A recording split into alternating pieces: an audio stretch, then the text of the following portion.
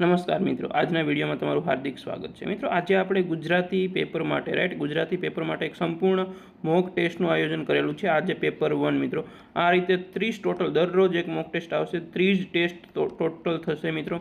આની અંદર TAT એચવા, TAT HS અને ટાટ એસ બંને પાર્ટિસિપેન્ટ થઈ શકે છે મિત્રો। દરરોજ સવારે તમને મિત્રો દરરોજ સવારે 8 વાગે ટેસ્ટ મળી જશે।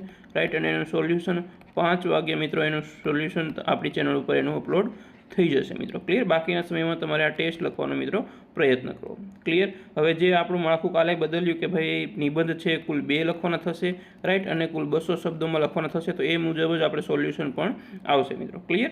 તો કોઈ ટાઈમ બગાડ્યા વગર આપણે હવે વિડીયોની શરૂઆત કરીએ। અને મિત્રો, તમે જે વિડીયો જોવો છો એમાં 50 થી 80% જેટલા લોકો સબસ્ક્રાઈબ જ નથી કરતા, માત્ર વિડીયો જોઈને નીકળી જાય છે। અમે આટલી મહેનત કરીએ છીએ, તો મિત્રો એક સબસ્ક્રાઈબ જરૂર કરી દેજો અને શક્ય બને તો મિત્રોને શેર જરૂર કરી દેજો। ક્લિયર? ચલો આપણે શરૂઆત કરીએ ટેસ્ટ નંબર 1ના। ખાલી માત્ર અહીંયા પ્રશ્નની વાતચીત કરીશ। કે અહીંયા પહેલો પ્રશ્ન છે નિબંધ લેખન, કે કયો છે નિબંધ? કૃત્રિમ બુદ્ધિમત્તા અને પર્યાવરણ સંરક્ષણ, બેમાંથી એક નિબંધ તમારે લખવાનો છે।